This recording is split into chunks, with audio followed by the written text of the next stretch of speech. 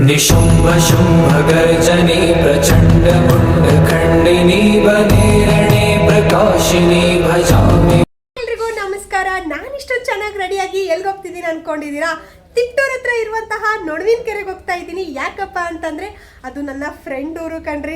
ಅಲ್ಲಿ ವಿಶೇಷ ಒಂದು ಟೆಂಪಲ್ ಇದೆ ಅಂತ ಅವಳು ನನ್ಗೆ ಹೇಳಿದಾಳೆ. ಸೊ ಏನಪ್ಪ ಟೆಂಪಲ್ ಅಂದ್ರೆ ತುಂಬಾನೇ ವಿಶೇಷತೆ ಅಂತ. ಯಾಕಂದ್ರೆ ಒನ್ ಟೈಮ್ ನೀವೇನಾದ್ರೂ ಸಂಕಲ್ಪ ಮಾಡಿದ್ರೆ, ಅಂದ್ರೆ ಒಂದು ಸಲ ನೀವೇನಾದ್ರೂ ಸಂಕಲ್ಪ ಮಾಡಿದ್ರೆ ಅದು ಎಂಥದ್ದೇ ಕಷ್ಟ ಇದ್ರೂ ಕೂಡ ಎಲ್ಲಾನು ಆ ತಾಯಿ ನೆರವೇರಿಸ್ತಾಳಂತೆ. ಅದಕ್ಕೋಸ್ಕರ ನಾನಿವತ್ತು ಸಂಕಲ್ಪ ಮಾಡಕ್ ಹೊರಡ್ತಾ ಇದ್ದೀನಿ. ಹಂಗೆ ನಿಮ್ಮನ್ನು ಕರ್ಕೊಂಡು ಹೋಗ್ತಾ ಇದ್ದೀನಿ. ಯಾಕಪ್ಪ ಅಂತಂದ್ರೆ ಎಲ್ರ ಮನೇಲೂ ಕಷ್ಟ ಇದ್ದೇ ಇರುತ್ತೆ. ಹಾಗಾಗಿ ಆ ಒಂದು ವಿಶೇಷ ಟೆಂಪಲ್ನ ನಿಮಗೂ ತೋರ್ಸಕ್ಕಂತ ನಾನು ಇವತ್ತು ಹೋಗ್ತಾ ಇದ್ದೀನಿ. ಬನ್ನಿ, ಆಗಿದ್ರೆ ಏನಕ್ಕೆ ತಡ, ಹೋಗೋಣ. ನಾನಿವತ್ತು ನಿಮ್ಗೆ ಹೇಳಿದ್ನಲ್ವಾ ವಿಶೇಷ ಟೆಂಪಲ್ಗೆ ನಿಮ್ಮನ್ನು ಇವತ್ತು ಕರ್ಕೊಂಡು ಬರ್ತಾ ಇದ್ದೀನಿ ಅಂತ. ಸೊ ಇದೇ ನೋಡಿ ಆ ಟೆಂಪಲು, ಶ್ರೀ ಭಗವತಿ ಭಗಮಾಲಿನಿ ಮೂಲ ಸಾನ್ನಿಧ್ಯ ಅಂತ. ಸೊ ಇಲ್ಲಿ ವಿಶೇಷ ಅಂದರೆ ವಿಶೇಷ ಇದೆ. ಪ್ರತಿಯೊಂದು ಇಲ್ಲಿ ನೀವು ನೋಡ್ತಾ ಹೋಗ್ತಾ ಇರ್ಬೋದು, ಪ್ರತಿಯೊಂದು ವಿಶೇಷ ಇದೆ. ಇಲ್ಲಿ ನೋಡಿ ನೀವು ಶ್ರೀಕಾಲ ಮತ್ತು ಶ್ರೀ ವಿಕಾಲ ಅಂತ ನಾವು ಎಂಟ್ರೆನ್ಸ್ ಬರ್ತಾನೆ ಇವರಿಬ್ಬರು ನೆಲೆಸಿದ್ದಾರೆ. ಸೊ ಬನ್ನಿ ಒಳಗಡೆ ಹೋಗೋಣ. ಸೊ ಬನ್ನಿ ಒಳಗಡೆ ಎಂಟ್ರಿ ಆದ ತಕ್ಷಣ ದೇವಸ್ಥಾನದ್ದು ಏನೇನು ನಾವು ಪಾಲಿಸಬೇಕು ಈ ದೇವಸ್ಥಾನಕ್ಕೆ ಬಂದರೆ ಅಂತ ಪ್ರತಿಯೊಂದು ಇಲ್ಲಿ ಹಾಕಿದ್ದಾರೆ. ವರ್ಷಕ್ಕೊಮ್ಮೆ ದರ್ಶನ ನೀಡುವ ಈ ತಾಯಿ, ಅಂದರೆ ವರ್ಷಕ್ಕೆ ಒಂದು ಸಲ ಮಾತ್ರ ಈ ತಾಯಿ ದರ್ಶನ ನೀಡ್ತಾಳೆ.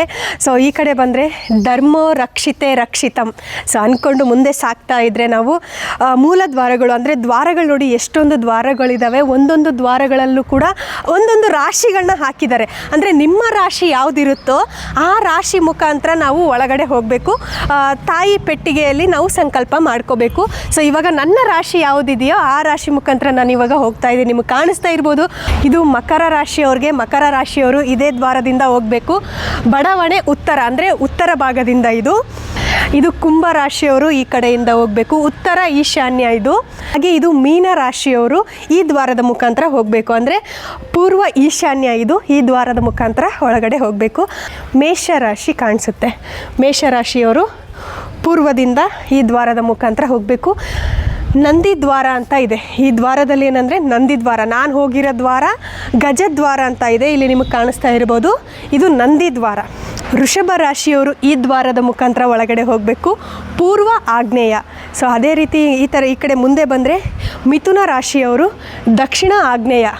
ಸೊ ಹಾಗೆ ಮುಂದೆ ಬನ್ನಿ, ನಿಮಗೆ ಕಾಣಿಸುತ್ತೆ. ಇನ್ನು ತುಂಬ ಈ ಥರ ದ್ವಾರಗಳಿದ್ದಾವೆ. ಇಲ್ಲಿ ಎಷ್ಟು ರಾಶಿಗಳಿದ್ದಾವೆ ಅಷ್ಟು ರಾಶಿಗಳಿಗೆ ಇಲ್ಲಿ ದ್ವಾರಗಳಿದ್ದಾವೆ. ಹಾಗೆ ಕಟಕ ರಾಶಿಯವರು ಈ ದ್ವಾರದ ಮುಖಾಂತರ ಹೋಗಬೇಕು, ಇದು ದಕ್ಷಿಣ. ಹಾಗೆ ಕೆಳಗಡೆ ನೋಡಿ ಸಿಂಹ ದ್ವಾರ ಅಂತ ಇದೆ. ಸೊ ಇದು ಸಿಂಹ ದ್ವಾರ.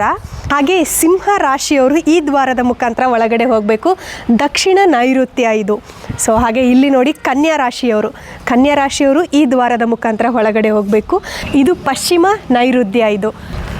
ಹಾಗೆ ತುಲಾ ರಾಶಿಯವರು ಈ ದ್ವಾರದ ಮುಖಾಂತರ ಒಳಗಡೆ ಹೋಗಬೇಕು, ಇದು ಪಶ್ಚಿಮ. ಹಾಗೆ ಇದು ಸರ್ಪ ದ್ವಾರ. ವೃಶ್ಚಿಕ ರಾಶಿಯವರು ಈ ದ್ವಾರದ ಮುಖಾಂತರ ಒಳಗಡೆ ಹೋಗಬೇಕು, ಇದು ಪಶ್ಚಿಮ ವಾಯುವ್ಯ. ಹಾಗೆ ಮುಂದೆ ಬಂದರೆ ನಿಮಗೆ ಕಾಣಿಸುತ್ತೆ ಧನಸ್ಸು ರಾಶಿಯವರು ಉತ್ತರ ವಾಯುವ್ಯದಿಂದ ಒಳಗಡೆ ಹೋಗಬೇಕು. ಇವಾಗ ನನ್ನ ರಾಶಿ ಅಂದರೆ ಕುಂಭ ರಾಶಿ ಮುಖಾಂತರ ನಾನಿವಾಗ ಒಳಗಡೆ ಹೋಗ್ತಾ ಇದ್ದೀನಿ. ಸೊ ಬನ್ನಿ, ಕುಂಭ ರಾಶಿ ಮುಖಾಂತರ ನಾವು ಒಳಗಡೆ ಹೋದ ತಕ್ಷಣ ನಿಮಗೆ ಇಲ್ಲಿ ನೋಡಿ, ಬನ್ನಿ ಇಲ್ಲಿ ಒಳಗಡೆ ಈ ಥರ ಬಂದ ತಕ್ಷಣ ಗಜದ್ವಾರ ಅಂತ ಕಾಣಿಸುತ್ತೆ. ಇದು ಕುಂಭರಾಶಿಯಿಂದ ಬರೋರಿಗೆ, ಆಮೇಲೆ ಮೀನರಾಶಿಯಿಂದ ಬರೋರಿಗೆ ಇದು ಗಜದ್ವಾರ ಅಂತ ಕಾಣಿಸುತ್ತೆ. ಗಜದ್ವಾರದಿಂದ ನಾವು ಒಳಗಡೆ ಬಂದರೆ ಮನಸ್ಸಿಗೇನೋ ಒಂಥರ ಖುಷಿ, ಪಾಸಿಟಿವ್ ವೈಬ್ ಅಂತಲೇ ಹೇಳ್ಬೋದು. ಸೊ ಇಲ್ಲಿ ನಿಮಗೆ ಕಾಣಿಸ್ತಾ ಇರ್ಬೋದು ತಾಯಿ ಪೆಟ್ಟಿಗೆ. ಇದು ವರ್ಷಕ್ಕೊಮ್ಮೆ ನವರಾತ್ರಿ ಹಬ್ಬ ಇರುತ್ತಲ್ವ, 9 ದಿನ ನವರಾತ್ರಿ ಹಬ್ಬ ನಡೆಯುತ್ತೆ. ಆ 9 ದಿನವೂ ಈ ತಾಯಿ ದರ್ಶನ ನೀಡ್ತಾಳೆ. ಸೊ ಇದು ತಾಯಿ ಪೆಟ್ಟಿಗೆ. ಸೊ ಬನ್ನಿ ಒಳಗಡೆ ಹೋಗೋಣ ಹಂಗೆ ಮೇಲ್ಗಡೆ. ಸೊ ಸಂಕಲ್ಪ ಮಾಡಿದ್ರೆ ತಾಯಿ ಹಸ್ತರೇಖೆ ಮುಖಾಂತರ ನಾವು ಏನೇ ಮಾಡಬೇಕಂದ್ರೂ ಕೂಡ ಕೈಯಿಂದನೇ ಶುರು ಮಾಡಬೇಕು. ಒಳ್ಳೇದು ಮಾಡಿದ್ರೂ ಕೈಯಿಂದ ಶುರು ಮಾಡಬೇಕು, ಕೆಟ್ಟದ್ದು ಮಾಡಬೇಕಂದ್ರೂ ಕೈಯಿಂದನೇ ಶುರು ಮಾಡಬೇಕು. ಕರ್ಮ ಅನುಸಾರದಿಂದ ಈ ತಾಯಿ ನಮಗೆ ಫಲನ ಕೊಡ್ತಾಳೆ. ಸೊ ಇವಾಗ ಈ 2 ಕೈಯನ್ನು ನಾವು ಇಲ್ಲಿ ಈ ಪೆಟ್ಟಿಗೆ ಮೇಲೆ ಇಡಬೇಕು. ಪೆಟ್ಟಿಗೆ ಮೇಲೆ ಇಟ್ಟು ಸಂಕಲ್ಪನ ಮಾಡ್ಕೋಬೇಕು. ಇವಾಗ ನಾನು ಸಂಕಲ್ಪ ಮಾಡ್ಕೊತಾ ಇದ್ದೀನಿ, ನನ್ನ ಕರ್ಮ ಅನುಸಾರ ತಾಯಿ ನನಗೆ ಫಲ ನೀಡ್ತಾಳೆ. ಸೊ ನಾನಿವಾಗ ಸಂಕಲ್ಪ ಮಾಡ್ಕೊತಾ ಇದ್ದೀನಿ.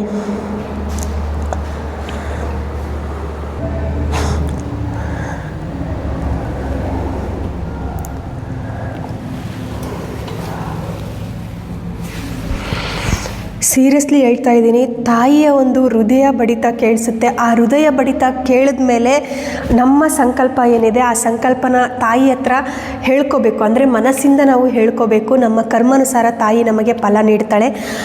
ಸಂಕಲ್ಪ ಮಾಡಿದ ಮೇಲೆ ನಾವು 2 ಸುತ್ತನ್ನು ಹಾಕಬೇಕು. ಸೊ ಈ ಪೆಟ್ಟಿಗೆ ತಾಯಿ ಒಳಗಡೆ ಇದ್ದಾಳೆ. ಸೊ 2 ಸುತ್ತನ್ನು ನಾವು ಹಾಕಬೇಕು. 2 ಸುತ್ತು ಹಾಕಿದ ಮೇಲೆ ಸೊ ನಿಮಗೆ ಇವಾಗ ಏನಪ್ಪ ಅಂದರೆ ಕೆಳಗಡೆ ಇಲ್ಲಿ ನೋಡಿ ನಿಮಗೆ ಕಾಣಿಸ್ತಾ ಇರ್ಬೋದು, ಕೆಳಗಡೆ ತಾಯಿಯ ಒಂದು ಪಾದ ಇದೆ. ತಾಯಿ ಪಾದಕ್ಕೆ ನಮಸ್ಕರಿಸಿ ನಿಮ್ಮೆಲ್ಲ ಇಷ್ಟಾರ್ಥಗಳು ನೆರವೇರುತ್ತೆ. ತಾಯಿ ಪಾದಕ್ಕೆ ನಮಸ್ಕರಿಸಿದ ಮೇಲೆ ಮತ್ತೆ ನಾವು ಯಾವ ರಾಶಿಯಿಂದ ಬಂದಿರ್ತೀವೋ, ನಿಮ್ಮ ರಾಶಿ ಯಾವುದಿರುತ್ತೋ ಅದೇ ರಾಶಿಯಿಂದ ಬಂದಿರೋ ರಾಶಿಯಿಂದನೇ ನಾವು ಮತ್ತೆ ಹೊರಗಡೆ ಹೋಗಬೇಕು. ದರ್ಶನ ಮಾಡಿದ ಮೇಲೆ ನೀವು ಹಾಗೆ ಮುಂದೆ ಬಂದರೆ ಶ್ರೀ ಯಮಾಂತಕ ಭೈರವ ಅಂತ ನಿಮಗೆ ಕಾಣಿಸ್ತಾರೆ. ಸೊ ಬನ್ನಿ ಒಳಗಡೆ ಹೋಗೋಣ. ಯಮಾಂತಕ ಭೈರವ ಅನ್ನೋದು ನೀವೆಲ್ಲೂ ಕೇಳಿರ್ಲಿಕ್ಕಿಲ್ಲ. ಕಾಲ ಭೈರವ ಅಂತ ಕೇಳಿರ್ತೀರ, ಆದರೆ ಯಮಾಂತಕ ಭೈರವ ಅಂತ ಇರೋದು ಇಲ್ಲಿ ಒಂದೇ. ಸೊ ಬನ್ನಿ, ಯಮಾಂತಕ ಭೈರವನ ದರ್ಶನ ಇದು. ಶ್ರೀ ಯಮಾಂತಕ ಕಾಲ ಭೈರವನ ದರ್ಶನ ಪಡೆದುಕೊಳ್ಳೋಣ. ಸೊ ನೋಡಿದ್ರಲ್ವ ಎಷ್ಟು ರಾಶಿಗಳಿದ್ದಾವೆ, ಅಷ್ಟು ರಾಶಿಯವ್ರಿಗೂ ಕೂಡ ಇಲ್ಲೆಲ್ಲ ಸುತ್ತ ದ್ವಾರಗಳಿದ್ದಾವೆ. ನಿಮ್ಮದು ಯಾವ ರಾಶಿ ಇರುತ್ತೆ ಅದೇ ರಾಶಿಯಿಂದ ನೀವು ಒಳಗಡೆ ಹೋಗಿ ತಾಯಿ ಪೆಟ್ಟಿಗೆನ ದರ್ಶನ ಮಾಡ್ಬೋದು. ನೀವು ಸಂಕಲ್ಪನ ಮಾಡ್ಕೋಬೋದು.